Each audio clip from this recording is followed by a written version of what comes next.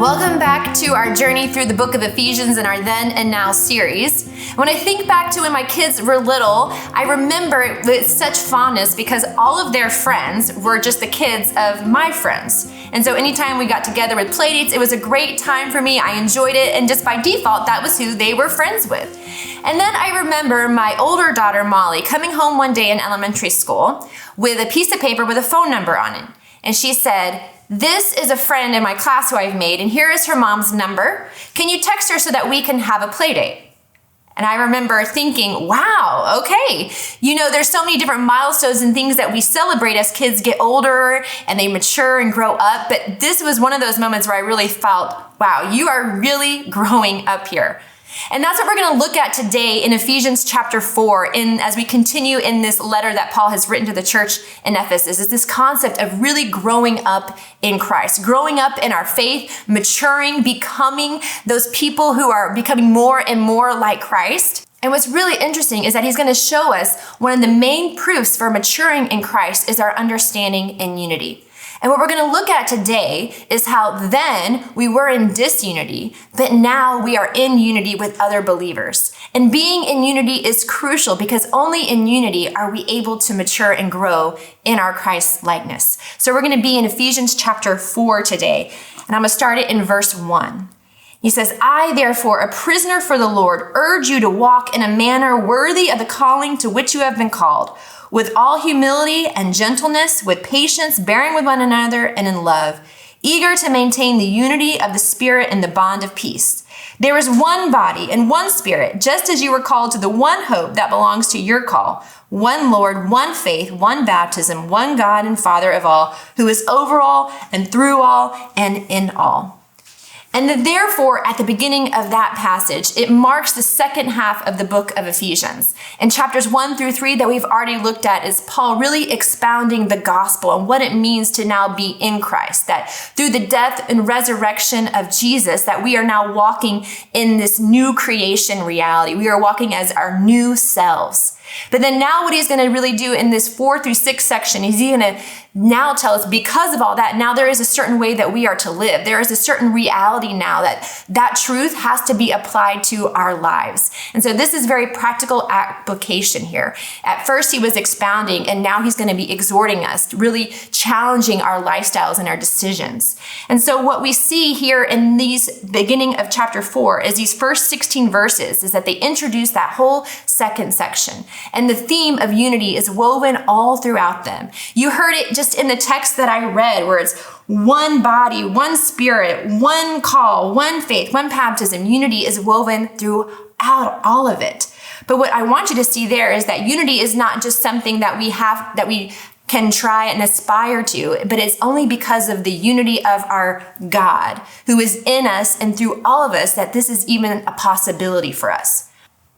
But Paul here, he's giving us practical application of what that unity really looks like. Because like I said, unity is not an aspirational concept, but it is a command for the church. The church is to be a family that anticipates God's final act of redeeming all of creation. In order to be a family where the unity thrives, Paul gives us these 5 crucial traits that have to be present.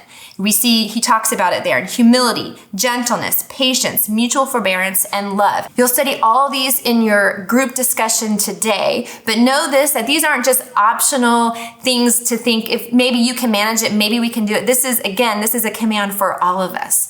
But today I want to really focus in on that first one of humility.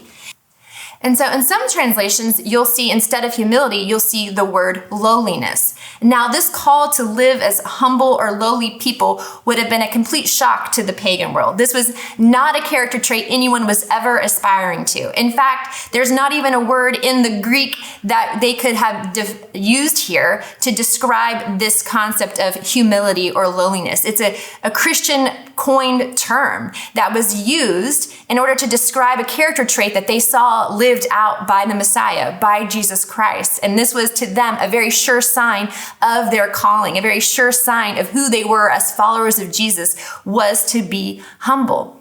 And maybe now we do have the word in our dictionaries in the 21st century, but how often do we actually see it practiced? How often do we actually see people really living out this humility? Because what humility means is that we see ourselves as God sees us, that we are with value, created with value, with dignity, and created in the image of God, but that also so is everyone else, created with value, dignity, and in the image of God. Jesus' whole ministry was a picture of humility. And in fact, he defines it for us in Mark 10. His two disciples, John and James, the brothers, they come to Jesus and they say, Jesus, when you are in your glory, we want to sit at your right hand and your left hand. And Jesus says, you don't even know what you are asking. And then when the other disciples hear that John and James have asked this, they kind of get disgruntled and are confused why they would leave them out. So I'm going to pick it up in Mark 10, verse 42, and read this conversation that Jesus has. He says, you know that those who are considered rulers of the Gentiles lord it over them, and their great ones exercise authority over them. But it shall not be so among you. But whoever would be great among you must be your servant. And whoever would be first among you must be a slave of all. For even the Son of Man came not to be served, but to serve, and to give his life as a ransom for many. So this is Jesus defining humility, that even the Son of Man did not come to be served, but to serve. And C.S. Lewis, he wrote that the first step to becoming humble is to first acknowledge your pride. Humility is essential to unity because pride lurks behind all discord. And that's what we see here in this example with James and John, is that their pride was what was spurring them to ask to be on Jesus' right and left, and that was causing discord amongst the disciples.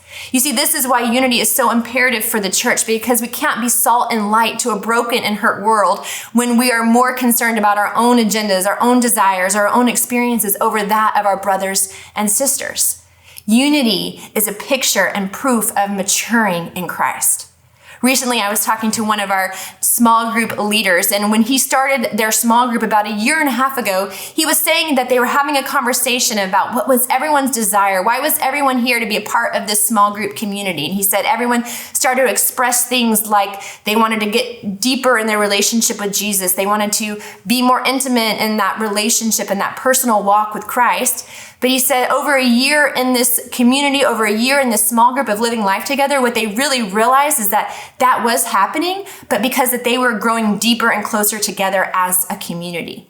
You see, when we are connected with our brothers and sisters in Christ and are in places where we're praying for them and encouraging one another and speaking truth to one another and walking through storms and walking through obstacles with other people and letting people love us and serve us in those storms and hard seasons too, we see a picture of God's kingdom. We see a picture of God's love for us. And that's something that I think we forget so often, is that a way that we really experience the tangible love of God is through his creation, is through his people.